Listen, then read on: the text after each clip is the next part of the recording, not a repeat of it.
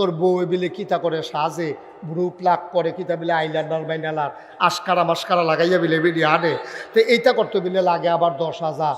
এরপরে তুই দিয়ে আমারে তোরা মারে অফারাইলি হজ ফুতরে আবার খেতরা হজ বছরে বছরে টিয়াবালিকু। এই কথাটা কোনো বাফে জিগায় না, বাফের আরো ইচ্ছা লাগে, ঠিক কিনা কও? তুমি মসজিদ কমিটির সভাপতি, তোমার লজ্জা নাই? তোমার শরম নাই? তুমি না গেলে তোমার মানুষে কত ইজ্জত দিছে, তুমি কি ইজ্জতের জায়গাত রইছ? আমার দেশ মসজিদও কয়টা বেশি টিহা দিতে পারলে কয়টাতে 1 লাখ টাকা এক মুঠে মসজিদও দেওয়া লাগছে, সকলে কয় এবার মসজিদ কমিটির সভাপতি বানাই দে। এই টিহা কি সুদের না ঘুষের না তে কি কারবার করে আনছে? এই টিহা একবারও কেউ খবর নিতে চায় না, ঠিক কিনা কও? আজকে সিদ্ধান্ত নিতে হবে, সুদখোর ঘুষখোর যারা প্রকাশ্যে দিবালুকেও সুদ খায়, যারা জানা মতো ঘুষ খায়, এইসব লোককে বাংলাদেশের মসজিদ কমিটিতে জায়গা দেওয়া হবে না।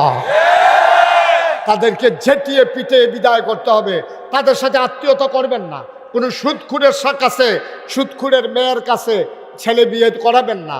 সুদখোরের ছেলের কাছে নিজের মেয়ে বিয়ে দিবেন না। কাম লাগলে মাইয়া ফালবেন, কাম লাগলে হগিন্নি বেটির জিয়েরকে ফুটের কাছে মাইয়ারে বিয়া দিবেন। তারপরও সুদখোরের ঘরে দেবেন না, কারণ যেই মানুষটার শরীরটা সুদের টাকায় গড়া, খোদার কসম এই লোকটা জীবনও জান্নাতের মুখ দেখবে না, ঠিক কিনা?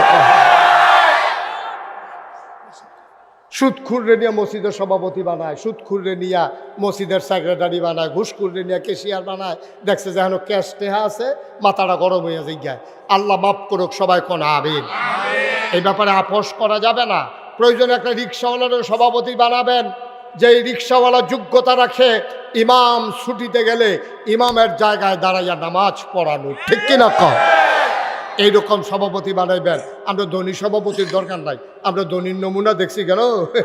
আমরা তারা টেহাজে জমাইছে, আরে আমার কষ্ট লাগে রে। এই ফিফরায় 6 মাস লাগাইয়া খানা জমাইছে, কারাই জানি মুড়া দিয়া ফিফরার বাসা ভাঙ্গা লাইছে। আমরা তারও 17 বছর লাগাইয়া টেহা টেহা টেহা জমাইতে জমাইতে জমাইতে জমাইতে ফলাফেন একটা দৌড়ান দিয়া কারো একটা কিতা করলো রে, মালয়েশিয়া কানাডা কত জায়গাত নিয়ে টেহা জমাইছ, এই টেহা লই সারা জায়গা। এত আনন্দ করার জন্য তুমি টাকা জমাইছ। আমরা হগিন্নি বেরিয়ে হইগরা বেড়া এক বিছনাত ঘুমায়, আর তুমি এত কোটি কোটি টাকা জমাইছ। তাই সরকারের এই বাংলাদেশের জনগণের টাকা তুমি লুণ্ঠন করেছ। এখন বউকো জামাইকো, কেউ কচু মুড়ার সিফাত, কেউ কলা মুড়ার সিফাত, হ্যাঁ তো হুইতাতায় মাথার তলে হাত দিয়া, দেখছেন না সদি দিয়া, ঠিক কিনা কও? অপরে গজবে ধরছে আপনারে, আল্লাহ যেন হেফাজত করে সবাই করা হবে। কয় দল মানুষ? কথা কেনা কয় দল? তাহলে 1 নম্বরে গেল ওই জমানায় যারা ধর্মগুরু ছিল। 2 নম্বরে হচ্ছে যারা পুঁজিপতি টাকাওয়ালা, যারা ছিল টাকাওয়ালা, ওরাও ধর্মের বিরোধিতা করেছে, নবীর বিরোধিতা করেছে। বলেন নাউজুবিল্লাহ। আচ্ছা, টাকাওয়ালারা বিরোধিতা করলো কেন? টাকাওয়ালারা শুনেছে ইসলামের একটা বিধান আছে, এই বিধানটার নাম হলো জাকাত। বিধানের নাম কি? না কথা কেনা, বিধানের নাম কি? বিধানের নাম হচ্ছে জাকাত। তারা শুনেছে যে হালাল কামাই থেকে নেশাব পরিমাণ মাল হয়ে গেলে 2.5 টাকা হারে জাকাত দিতে হয় সরকারের তহবিলে। ওখান থেকে সরকারের তহবিল ধাতব্য প্রতিষ্ঠানে ওই টাকাগুলো বন্টন করে দেবে। যারা অসহায়, যারা নিঃস্ব, তাদের মাঝে বিলি করে দেবে। যারা হাই প্রেশার তারা তো রক্ত বার করবো সিরিজ দিয়ে টাইনা, আর যারা লো প্রেশার সেই রক্ত তারা শরীরের ভিতরে ঢুকাই দিব। সুবহানাল্লাহ কয় না? কথাটা বুঝেন নাই? হাই প্রেশার কারক আপনারা কি জানেন? মানে উচ্চ রক্তচাপ, মানে তার শৈল রক্ত বেশি। এখন হাই প্রেশারের রক্ত শৈল যে রক্ত এমনি বেশি, এর লেগে তারা হাই প্রেশার কয়। এখন এটার ভিতরে কি আরো রক্ত দেও না খুলর? এই পুঁজিপতি সমাজ হইল, যার টেহা আছে তারা আরো টেহা দাও, যার মাথার তেল আছে তারা আরো তেল দাও। তো এমনি এই রক্তের সাফে যে কোনো সময় স্ট্রোক করতে পারে, তারে দিছে আরো রক্ত। আর যে তার শরীরে রক্ত নাই, শূন্য হয়ে গেছে, ফ্যাকাশে হয়ে গেছে চেহারা, চোখ বেড়াইয়া গোলা হয়ে গেছে, হাত ফাও লাড়তে পারে না, হ্যাঁ তার শরীরে 1 ফোঁটা রক্ত নাই, তারে সিরিঞ্জ দিয়ে টাইম না আরও তার রক্ত বার করে লাইতে আছে। এটা হইল পুঁজিপতি সমাজ। আর ইসলামের সমাজ হইল যার গাও বেশি রক্ত, অর্থাৎ যার বেশি টাকা, তার থেকে 2.5 টাকা হারে বের করে নাও।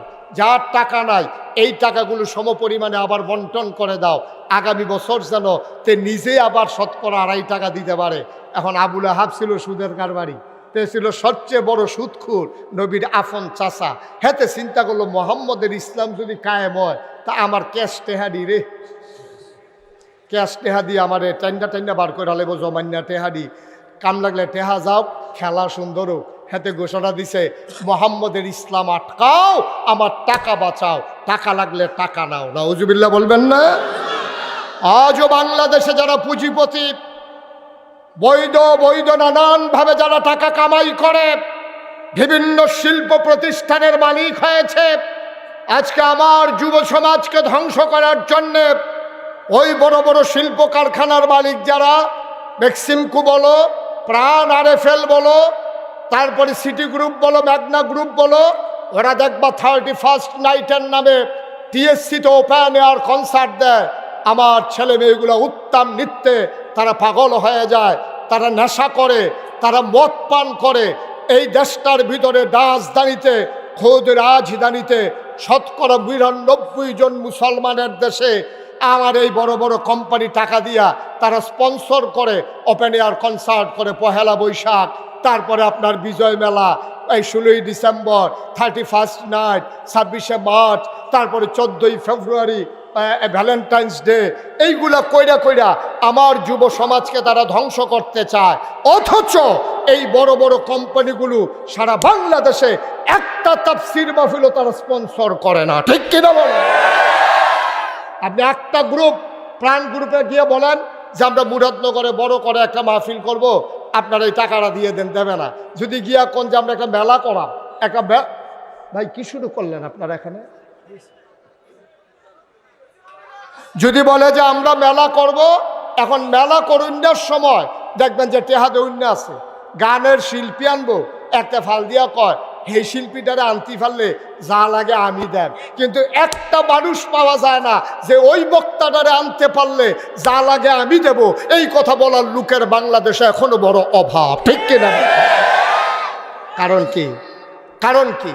কারণ হচ্ছে ওই 1,500 বছর আগে ওরাই নবীর বিরোধিতা করেছিল টাকাওয়ালা মানুষগুলো। এখন ওই টাকাওয়ালা মানুষগুলো ইসলামের বিরোধিতা করে। তারা মনে করে যে বৈধ পথে কামাই, ইসলাম আসলে আবার আমার কামাই চলে যায় কিনা। এই জন্য এখনও ওরা বড় বড় শিল্প কারখানাগুলো তারা শ্রমিকের টাকা মারে, ন্যায্য মজুরি দিতে চায় না। তারা কখনোই কোরআনের মাহফিলে স্পন্সর করে না, তারা স্পন্সর করে ওপেন এয়ার কনসার্টে। এইভাবে তৎকালীন জমানায় 2 নম্বরে টাকাওয়ালারা বিরোধিতা করেছে, ঠিক কিনা বলে? 3 নম্বর, আল্লাহর নবীর যারা বিরোধিতা করেছে, 3 নম্বরে ওই মানুষগুলো, যেই মানুষগুলো তৎকালীন সমাজে সমাজ পরিচালনা করত, যারা সমাজপতি ছিল, ওরা তৎকালীন জামানায় আল্লাহর নবীর বিরোধিতা করেছে। তারা চিন্তা করে দেখেছে মুহাম্মাদের চরিত্র বড় নিষ্কলুষ, তার চরিত্রের ভিতরে কোনো কালিমা নাই।